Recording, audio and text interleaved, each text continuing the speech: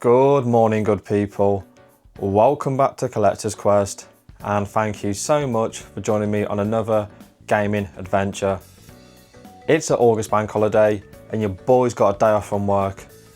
Last one before Christmas, and today's going to be a good one. Game hunt, brand new CEX and a brand new game shop on the channel for the first time, so buzzing, absolutely buzzing. Let's get the bags ready. Get the car loaded because I've got a long drive ahead of me.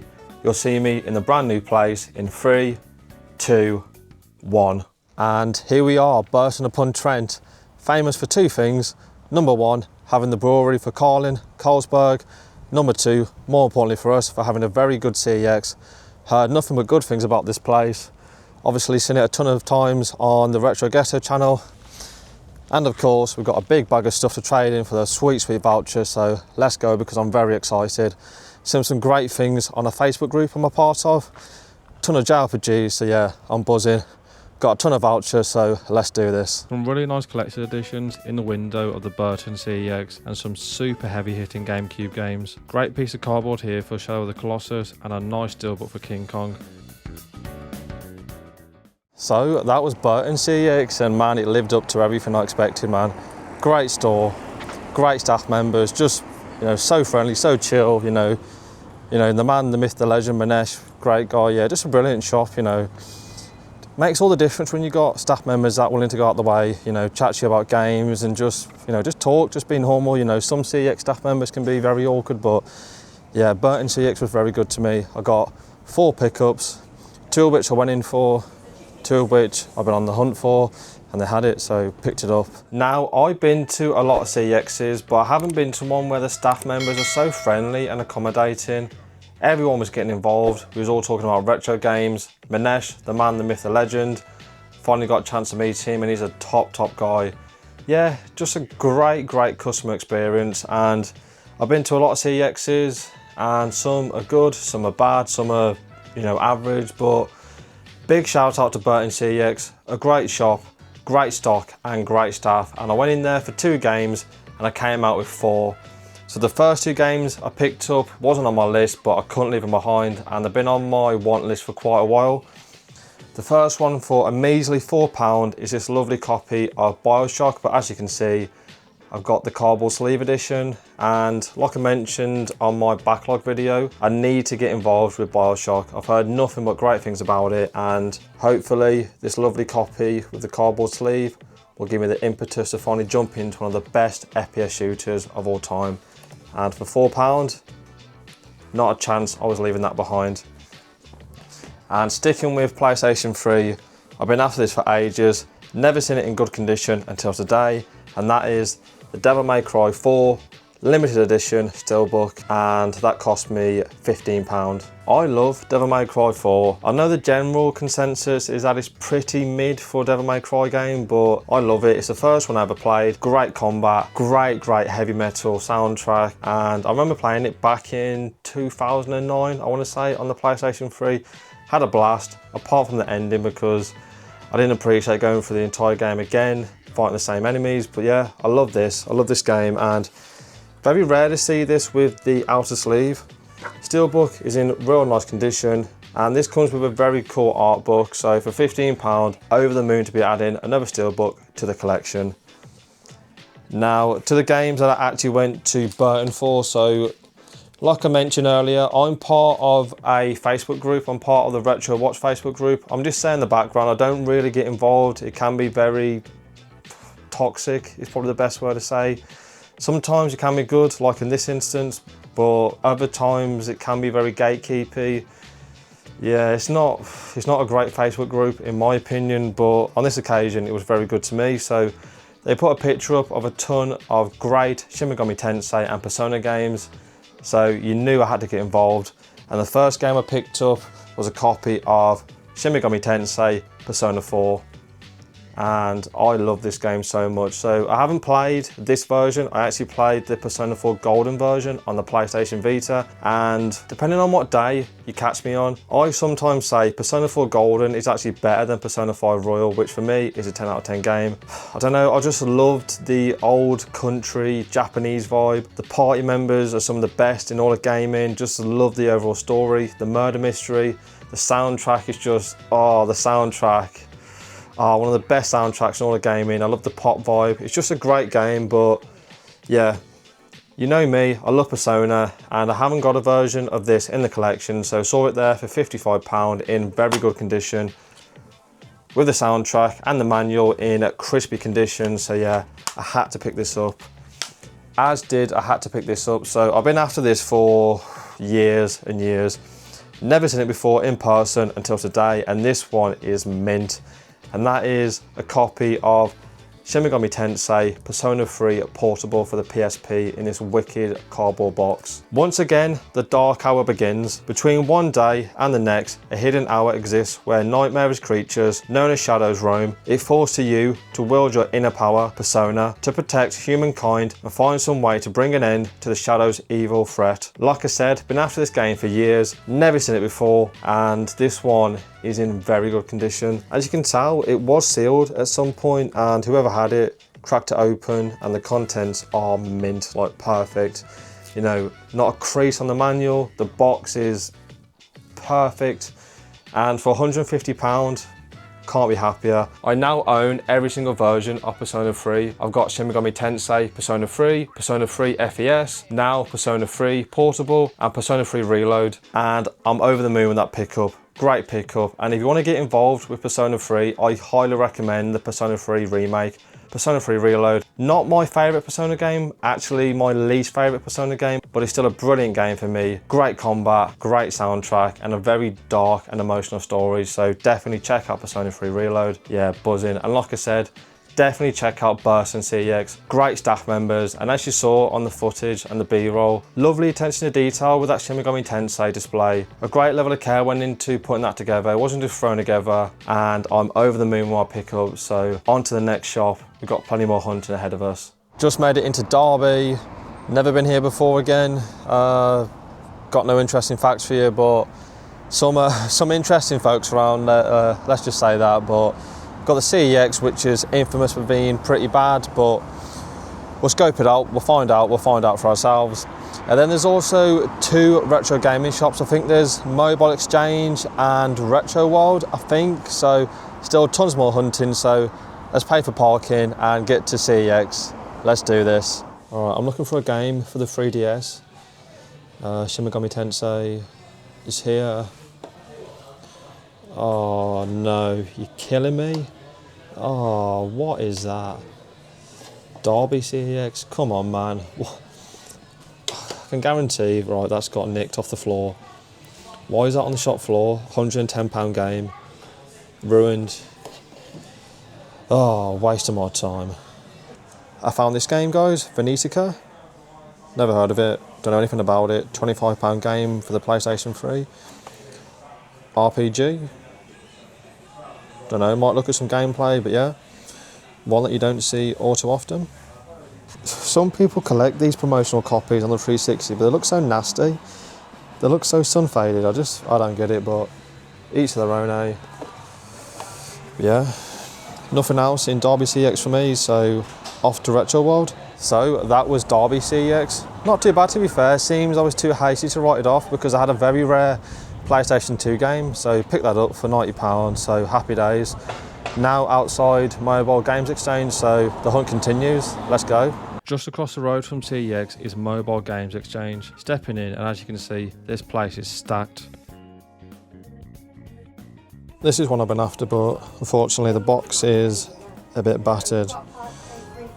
Yeah, 15 quid, but yeah, hopefully we'll find it one day in a better condition, but nonetheless, very cool shop, tons of stuff to dig through, so let's get digging. A great collection of PS Vita games here. You don't typically find that many games for the PS Vita out in the wild, so you'll love to see it. A healthy selection of some cool GameCube games here. So that was Mobile Games Exchange. Very cool shop to be fair, but nothing for me on this occasion, just nothing that tickled my fancy. So we move on to the next one, which is Retro World, which I can see over there. So yep, let the hunt continue. Let's take a gander. Obviously, ton of Pokemon as always, but hopefully some cool games. Let's go.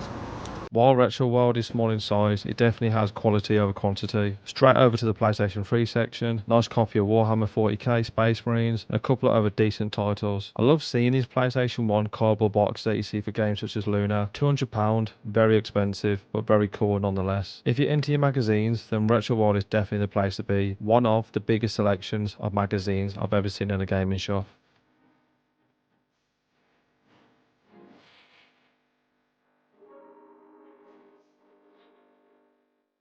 So that was Retro World in Derby. Again, didn't pick up anything, but pretty cool. Just nothing that, you know, interested me, but you love to see retro gaming shops. So plan now, get back to the car, drive home, and we'll go over the pickups. So catch you guys when we get back home. So that was Derby, and while I won't be in a rush to get back to Derby city centre, yeah, as Diego Damo would say, a lot of vampires around. If you know, you know. CEX wasn't too bad. I've heard a lot of negative things about Derby CEX, obviously from Retro Ghetto. Other people saying you're in there for half an hour queuing. It's always a mess in there. It's never really a great customer experience. But for me, on this occasion, it wasn't too bad, to be fair. Just gutted about the copy of that Devil's Overclock for the 3DS. I just can't believe CEX think it's acceptable to put £110 worth of game on the shop floor. I can guarantee that case and manual got stolen and they had to do a dirty cover reprint. It's just terrible, man, because that game is going to live in there forever. No one's going to come in there and just go, you know what, I fancy a 3DS game. Let me just slap down £110 for some obscure JRPG. It's collectors like me, like you, that want to buy games like that. And now, yeah, the hunt continues for that game. Gutted, absolutely gutted. But I didn't leave empty-handed, and thankfully, I managed to pick up a very rare and uncommon PlayStation 2 game. That game is Project 02 Crimson Butterfly. Project 02 Crimson Butterfly, otherwise known as Fatal Frame in the US, sees you explore a lost village whose population vanished during the eve of a sacred ceremony. Now twin sisters have found themselves trapped in this lost village and are in danger of succumbing to the ritual of the Crimson Sacrifice. I now believe I own all of the Project Zero games. I've got 1, 2, 3, yeah, as you can see, £90, not a cheap game, but one that I'm very happy to add to the PlayStation 2 Survival Horror collection, in very good condition. Manual, couple of creases, but used vouchers, so not going to complain too much about it. And yep, like I said, very happy with that. And everything I picked up today from CEX was bought with those sweet vouchers. The bag full that I traded into Burton got me around £205 worth of sweet vouchers. I had around £130 stashed away, so to be able to get rid of games like you saw a couple of weeks ago with the culling, flipping some of the car boot finds over the last few weeks and trade them in for some fantastic things for the collection is what it's all about for me. So yeah, over the moon with my CEX pickups. And then from CEX, we took ourselves to Mobile Games Exchange and Retro Game World. Two very good shops, but on this occasion, just nothing there that I was interested in. Whenever I go to a retro gaming shop, I'm always a lot pickier than compared to CEX, because obviously I'm using real world money. I'm not using those sweet vouchers. But I had a great conversation with the guys in Mobile Games Exchange about Magic the Gathering and the Final Fantasy hype with Magic the Gathering.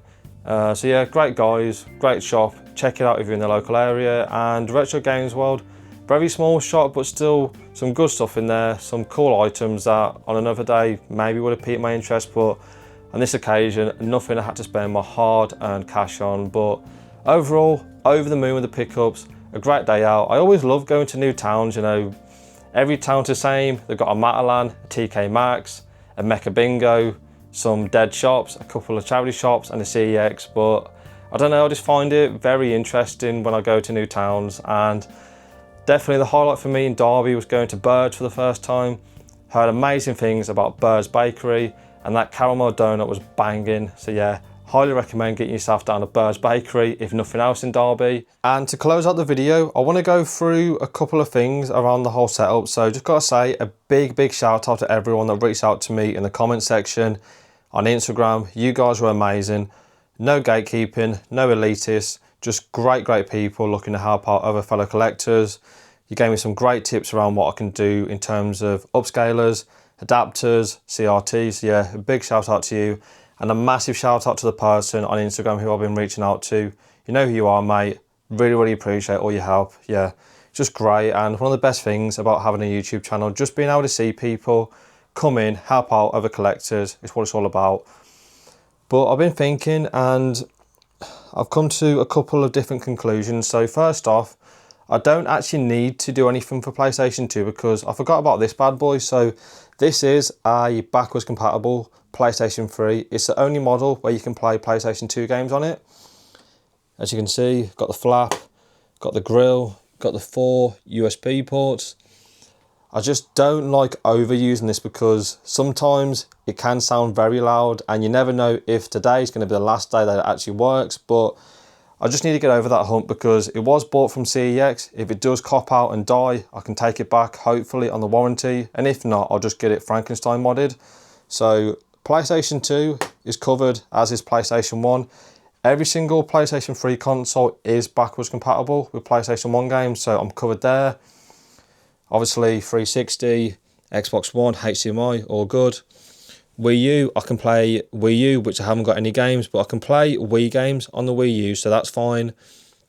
So technically, the only console I need to try and figure out is GameCube, but I've actually been down this journey before and I completely forgot about this. So probably 18 months ago, I got one of these, as you can see, very dusty. Yeah, yuck, very dusty. But I've got a Kaiko HDMI adapter. It plugs into the back of the digital AV out port on the GameCube. And that's how I actually played Fire Emblem, Path of Radiance and Luigi's Mansion back in 2024, I want to say. But what I found using that, just, you know, from memory, I found the picture to be very hit or miss. I found it to be quite blurry, quite pixelated and overly stretched. I don't know, is that like a upscaler or is that just an adapter just to give you connectivity through a HDMI cable? I don't know. And the other thing I've been thinking about, let me just sit down, just rest my nearly 30-year-old legs. That TV there is a TCL TV, 55 inch, and to be quite honest guys, it's not the best. Cost me around £320 last year. It gets the job done, it's 4K, it's big, but it's not an OLED, it's just a basic LCD screen. It does the job, I guess, but I'm thinking, is it worth building, you know, around that TV? Is it worth investing in a RetroTink 4K, a RetroTink 5X, or any other sort of upscaler? I'm just not sure, and I'm not in the market for a new TV. So here's what I'm thinking, right? So because everything PlayStation sorted, don't need to do anything with that. So really, the only console I need to worry about is GameCube. So I'm thinking of going down the CRT route. So hear me out here. So what I'm thinking of making this corner into the CRT section. I just think it looked great, and because I've only got to do one console, I don't know if it's worth going down the route of upscaling just one console. I could just get a simple, you know, good cable. Someone recommended putting in some money to good cables. Someone sent me a link to some good SCART cables, so shout out to you, mate. And then if I do want to go down the upscaling route, I've got good cables to build around. The one I'm thinking about is a Sony Triniton, I think it is. Apologies if I'm getting that wrong, but that one is meant to be a very good CRT to dip your toes into the pool. They're about £150, £100 give or take. I'm not really sure, haven't done too much research. Looking at about 15 to 20 inches maybe to put there. And I just think it would look very cool, you know, rotate in the chair, sitting here on a nice winter's day, having some, you know, having some retro gaming there for GameCube. And then if I did want to play anything else on the CRT, I could just move it around. Obviously, going to come with some complications because I need to try and figure out how I get power there. Is it big enough? I don't know. And the other part of me is thinking, this section here, where I've got Fallout and just some filler stuff, I just think the Zelda stuff moved from there to there would be better suited to the whole shelf aesthetic that I've got going on at the minute. I think it would look better, and this is obviously not going to be applicable to many people, but I'm really thinking of getting a CRT just to make some great content around it. There's not too many people who make content around CRTs.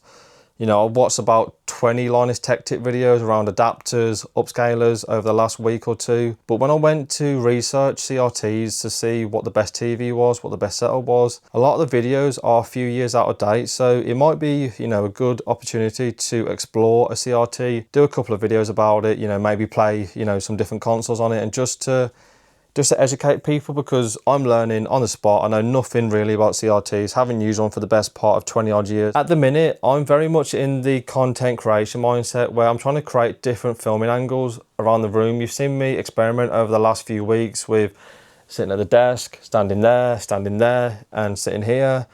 And I'm just trying to find different ways to keep the videos interesting for you guys. And I think, you know, having a setup here where we've got CRT somewhere in that angle there, having some gameplay playing, you know, like we did a couple of videos ago, I think it'll look cool.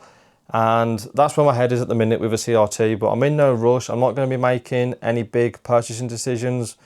Going to do my research, obviously listen to you guys. You know, you guys know a lot more about it than me, but that's where my headspace is at the minute. So let me know down below what you think about where I'm going. Let me know, you know, is it worth going down a CRT route? You know, obviously you guys know a lot more than me. And just let me know, is there any better options when it comes to upscalers, or, you know, is it worth just investing into a good setup on the big screen? Because I don't really know, but hopefully I've given you guys a bit more information, and hopefully you guys can continue to help me out, and hopefully we can educate people. That's what, you know, this whole channel is about. It's about trying to make game collecting more approachable to people, make it more relatable. So hopefully we can keep helping people and just keep educating people in a kind and friendly way, because that is definitely a great thing to do. So yeah, let me know down below, and I think that's going to do it for this video. Let me know down below what you think of the games that I picked up. Let me know what you think of the CEX pickups. Let me know what you think of the CEX stores, the game shops, all that good stuff. And also on screen now, you'll see the winner of that copy of the Vanquish lenticular cover for the PlayStation 3. So if you see your name here, definitely reach out to me on Instagram. All the details are in the channel bio, so definitely check out those. And be sure to make sure you check out future videos for any more giveaways we're doing on the channel. And while you're down there, in the comments, if you haven't done so already, then please smash the like button, and do consider subscribing to the Collector Quest channel to make sure you don't miss out on any of the fantastic content we've got coming up around car boot hunting videos, CEX adventures, and great discussions around video game collecting as a whole. So definitely subscribe to check out those videos. And I don't want to big myself up too much, but in the next few weeks we've got some great videos coming. I'm going to some of the best shops in the whole country. I'm even leaving the country. That's what I'm going to tell you, but I'm super excited to film it and bring it to you guys. So yeah, make sure you're subscribed so you don't miss out on that content, because it's going to be incredible, guys. And as always, good luck on your game hunts and collecting adventures. Take it easy, YouTube, and I'll catch you in the next one.